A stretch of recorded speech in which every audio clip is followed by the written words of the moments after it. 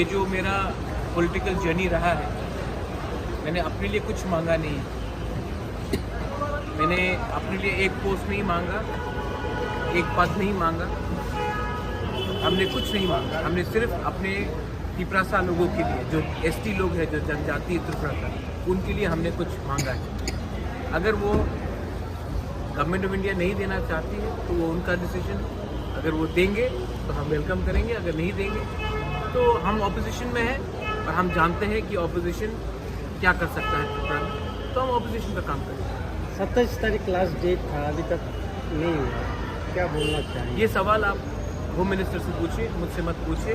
मैं वही कह सकता हूँ जो मुझे कहा गया था। मैं अपने लाइन में हूँ, जो मुझे बोला गया था।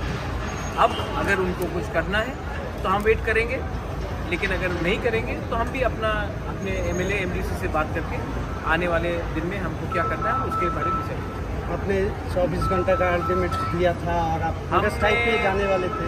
आपको मैं एक ही बात बोलना चाह रहा हूँ कि मैंने आज तक अपने लिए कुछ डिमांड नहीं की। मैंने जो भी डिमांड किया है अपने त्रिपुरा के जनजातियों के लिए डिमांड किया। अगर उनको लगता है कि त्रिपुरा का जनजाति को कुछ मिलना चाहिए तब एक्ट कीजिए। अगर उनको लगता है कि त्रिपुरा का जनजाति खुशी है तब हम हमारा व्यू अलग है। हम अपना जो हमें जो करना है वो हम करेंगे।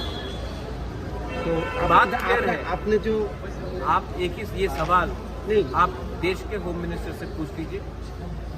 मुझे जो बोलना था मैंने बोल दिया। अब मैं अपने एमएलए एमडीसी से बात करूंगा। दिल्ली से मुझे बहुत फ़ोन कॉल आया है अभी तक, लेकिन जब तक मैं अपने एमएलए एमडीसी और अपने सपोर्टर्स के साथ बात नहीं करूंगा, अभी मैं मीडिया को कुछ नहीं बोलना चाहता। तो आपका जो हंगर स्ट्राइक का जो स्टैंड था उसमें रहेंगे क्या? दिल्ली से बहुत फ़ोन कॉल आया है। अगर आपको भी मेरे संग हंगर स्ट्राइक में ज्वाइन करना है तो यू आर मोस्ट वेलकम।